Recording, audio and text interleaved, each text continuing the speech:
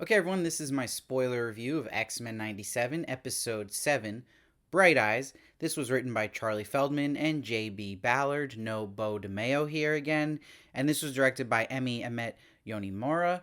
I am missing Bo DeMeo a little bit in the writing in these last two episodes, which I'm going to break down in my review when we get to why I'm feeling that a little bit. But let's jump right into this episode. Now, one of my disappointments of this episode is that there's nothing new in the intro. We've had every single episode something of a surprise, whether it's an old clip remastered from the original series or they change up the title cards, but nothing changed here. I thought even we'd maybe even get Storm in her new outfit back with the X-Men, but I guess because in the story she hasn't technically rejoined them yet. We're waiting on that. Now, we open with Gambit's funeral, so this episode feels like a direct continuation from the Remembered episode, episode 5. And we actually see the Thieves Guild from his episode. We get his whole area where he grew up in the bayou, that backstory in the original animated series. That's a really good episode, so make sure to check that out. But we see his brother Bobby here, which is a nice touch by the creators.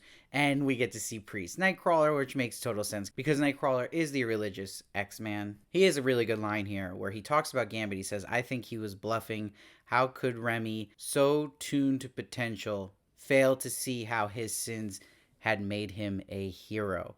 Every gambler has a tell. Modesty was Gambit's." That just sums him up perfectly. And it really is a great line because it's explaining how he didn't see how much of a hero he actually was, Gambit. He was still focused on his darker past. But that's what's great about that line is him opening that saying, I think he was bluffing, that deep down he did know how much of a hero he was. Now, it's nice they set up that Jubilee's crying here and also reacting emotionally to Rogue not being at the funeral, not understanding that. And it cuts perfectly to Rogue, who's super angry now at what happened. And she goes to a military facility, gets some nice action moments here. She's pissed. And we see General Ross here, who we've seen in the MCU, obviously from comics as well. And he's has a great line saying that, oh, we're okay. We're standing in a place that is built to hold the Hulk. Perfect to set up Rogue being able to break in, showing how powerful Rogue actually is. Now, what's also interesting is we see that her main goal is to find Gyrick and Trask, and she wants vengeance on them. But when she talks to Ross, Ross says, "I thought you kind were the good guys," when she has him in his grasp. She says, "You killed those, Sugar. Now you get me." It's interesting we see these more gray moments of Rogue because it is a nice touch that they show in this episode when she's with Captain America. On his license plate, they reference the original issue that Rogue first appeared in the Marvel Comics, which is in Avengers Annual number 10 from 1967, where, remember, Rogue was originally a villain in the comics. So you get that villainous side to Rogue, not only here, but later on in that big moment with Trask, which we'll get to. Now, there's a theme going on in this episode that starts here with Cyclops when he's talking to the current president, and then later with Sunspot when he talks to his mom. Also, when Tris Tilby talks to Beast, and when Cap talks to Rogue, in that you're seeing different situations where mutants are looking for help, and that there's only so far a line people will cross to help them without putting their own necks out there, and that there's a rejection there of a frustration these mutants feel seeing people they're looking for help towards, that they'll only go so far. And that is really well done here, and how many conversations that's shown. That's what I like about the show in general, is it's aware of keeping themes there, keeping messages in certain places, and how they're planning out these episodes. Now, I also want to say I love Jean's classic uniform. I love seeing that again here from the original animated series. It always looks great. And I like that they had Jean and Cyclops reflect on Madeline's passing, which kind of got lost in the shuffle with all the big deaths that happened. And I like they connect to the Professor X philosophy when Cyclops is like, let's go remind the world that times like these are when dreaming matters most and give the mutants hope. It was also nice to see the X-Men together in a group here. We hadn't seen that in a bit. And some good cameos like Barbarous helping out to clean up. We'll see Brainchild at one point, a little flashback. And we also see the Blob here picking up and pulling his weight. And I love Beast goes, "Look for the helpers. You will always find people who are helping." And he's quoting Mr. Rogers. I did not expect that. That was really cool to see a more modern character he's quoting. And we also get to see Amelia Vaught here. Remember, she's also a former lover of Charles, but she had a big part in the animated series, and she's really coming into her own as a nurse and helping all these hurt mutants. Now, we'll go to this big scene where Rogue shows up to Captain America. We got this tease of his shield in one of the promos, so we knew he was coming back, and he had one of the best animated episodes with Wolverine. And it's also the voice actor they use of Captain America from What If, which makes sense, this all being in that Marvel animated universe. Now, we see Captain America is trying to get his hands on Trask too. I think what's going to get a lot of people excited is him alluding to the Avengers and having them help. Now, what appears to be this shack that they're in the woods is actually a base for OZT. And if you know the comics, you know this means Operation Zero Tolerance. So then you're getting an idea of who the big villain is here that they've been teasing. Now, when I'm talking about that theme about people not going all the way to help mutants, he says to Rogue his hands are tied, gotta do things by the book, and that's when Rogue throws his shield, which was so great. Now, Jubilee has had a lot of great moments in the show so far, and she has a nice one here to Sunspot where she gives him good advice, like, tell your mom you're a mutant, because what if she found out through you dying in this attack on Genosha? And I love when Sunspot goes to tell his mom, Jubilee's like, okay, you got this. Charm with small talk, and just cuts to him just straight out saying, Mom, I'm a mutant. But she's like, yeah, I know, you burnt the house down 4 times. But again, that disappointment, that twist comes where she wants to keep it all private and worried about the shareholders for their company. Now, pour one out for Callisto and Leech. They did not make it. We see that in the photos and the memorial for them. But this will lead more and more, and it nicely sets up the anger Rogue is feeling towards all this loss. And she has this entrance here to Gyrich that is just awesome, because we hear her beat up the guards outside while he's listening to opera music, and he knows someone is coming for him. And it's a nice tease to the bigger bad here when he's talking about this threat that gene probes won't work on this. He's like, not against this, not against him. And that's where Rogue will absorb his thoughts, and she gets a glimpse of Bastion and Nimrod. So that Nimrod part of it's important, which I won't spoil from the comics. Now, there's a really dark moment here when Jean taps into all of the death that happened at Genosha, and she's like, so many futures lost, so many pasts unfinished, lacking closure, like us, talking about her and Scott. And Cyclops is like, but this time it feels different. But this is where Jean makes a good point. Like, I've been through this shuttle crash, sacrificed myself to the sun, or how about even everything that went on with Dark Phoenix? And he's like, well, yeah, you always came back. So that gives kind of hope that they've been in situations like this before and survived. So it was a nice connection to the original animated series as well. And now Jean will sense a telepath, and Scott gets excited thinking it's Madeline, but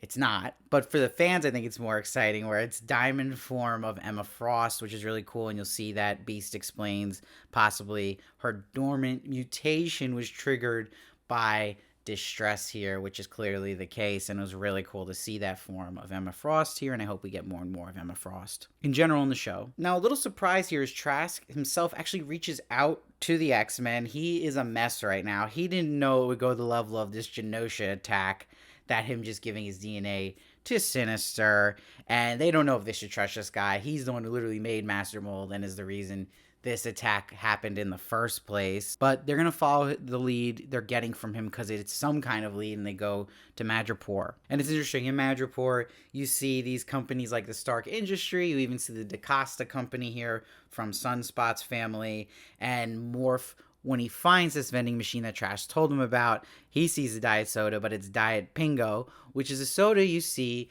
in the MCU, and that's like when Stan Lee drinks it in the Incredible Hulk cameo. And you can also get this soda at Disneyland at the Avengers campus, which is pretty cool Easter egg. Now, I want to get to a scene before they even get to Madripoor, which I really like, was when Rogue opens her eyes after being knocked out from absorbing Gyrich's thoughts. She opens her eyes to Nightcrawler, who happens to be her half-brother. You remember there's a great episode explaining all of that with her and Nightcrawler's relations, and them both being kids of Mystique. And I love this sibling bond they have, where Nightcrawler gives her such great comfort, saying that she did not cause Gambit or Magneto to be killed. She helped them live. And that really breaks through to Rogue here and lets her get this out and cry. And it's a great bookend they have on that same moment, because she turns and sees the loving eyes she gets from her fellow X-Men. That was my favorite moment of the episode, really hitting that family theme of the X-Men. Now, we start to get our first real scene of Bastion here voiced by Theo James. And he suffocates Gyrick, kills him, saying, "You nearly ruined my surprise," by him giving Rogue some clues that there's a worse thing out there. Now, back to Madripoor, when they get behind this vending machine, the X-Men, they will see Bastion's plans and his help from Mr. Sinister. And that Mr. Sinister is working for Bastion. These are all things that are going to be revealed to them as the episode goes on. But they're seeing these Prime Sentinel models here, which was crazy to see. Now, what I didn't expect was when Morph sees Trask, that he calls him a poor man's Oppenheimer, and he'll literally quote Oppenheimer himself, Trask, when he's saying the line, "Now I've become death," after he's made these Sentinels to protect people and it backfired. It made this monster. That was a really cool connection there, and it made for a funny moment with Morph. But like I was talking about, we see these villainous just streaks in Rogue here, where she's a more gray character, where she grabs him from jumping off the building. He's like, "No, no, no, I want more info from you," and then lets him go. Wild moment. But it's perfect setup to lead into this explosion that happens, and we see that Trask is mutated into a human Sentinel. We're seeing a Prime Sentinel here in its glory, and that horrific visual of the neck spinning like The Exorcist. But Jean had a really cool moment. One of my favorites of the episode was just catching this building as Scott shoots the debris. I really like that.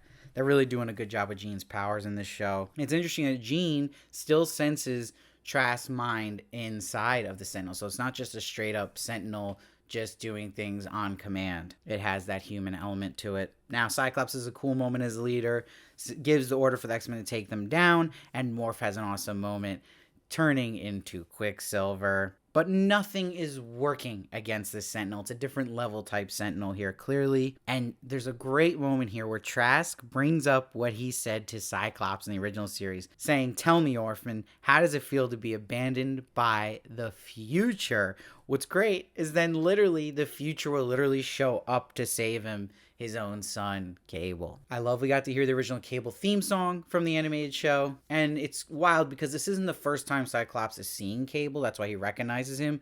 But it's the first time the dots are connected that it's Nathan, his son. And I love that Cable rejects Jean, going to his mind like, "You're not my real mom, okay? Chill out with that." But this is where Cable will inform them that Sinister is not the big boss here. He's not the mastermind behind all this. It's actually somebody else. And that's where it transitions to us seeing that, and Sinister is answering to Bastion. And he's telling Bastion he should have waited, that he jumped the gun with this attack. And Bastion has a great line: "You and the villains of old have been failing since 92 to squash these pests." And he's like, "Unlike the rest of you, I evolved." So he does have that villainous past, but he's gone to a next level type villain here. And it's interesting, he knows that Charles Xavier is alive, and we learn now the big twist that Magneto is still alive and he has him kidnapped. And it's all part of some master plan he has. He's even given him a nice little shave. He's obsessed with the song Purple People Eater because he is a purple villain himself.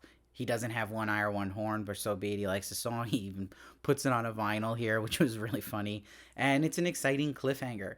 Now, I really did like a lot of moments, like I point out in this episode, but I'm going to bring up where I also pointed out where I do miss a little bit of Bo's writing here in the last two episodes where he is not on. I feel like he just has more engagement in his writing that maybe is lacking a little bit in these last two episodes. I still really like these episodes, but I'm honestly going to give this episode an 8.6. It's not my favorite. It's more of a transitional episode. It's got that kind of curse of being an episode 7 in a 10 episode season where it's setting up these big final episodes, especially knowing that these next episodes are all tied together. They're a 3-parter here. So I am not worried about it. I think it's going to be incredible, but I do think this episode kind of got stuck in that trap of being very transitional, very setup, putting the pieces on the board here, which is necessary, but I do think it could have been a little more engaging at doing that. There's something here that I just felt like wasn't clicking like some of the other episodes were, but I still think it really had really good moments. But honestly, it was my least favorite of the show, even though they've all been really, really good. So, and that's included here. So I'm giving it 8.6, but I still think it was something I really wanted just a little more here, that it wasn't hitting as hard as I thought it would, and maybe even some of it felt awkward, like the Captain America scene maybe didn't land or have a kind of little battle like you might have wanted. So there's just moments like that. I was like, okay, I just thought it could have been a little better, and I'm excited to see more of Bo's writing because I think he's really, really the biggest piece of all this right now. So we'll see. But I can't wait for next episode. It's supposedly a big one, and these final 3 episodes in general. So let me know what you thought of it down below, and please subscribe. I am so close to 1,000 subs. It will help me in so many ways. I also do interviews with the cast and interviews of other X-Men creators. So it just helps this whole community. I love it, and I just would help me get monetized and make this a little easier for me. I really appreciate that. And I'll see you next time.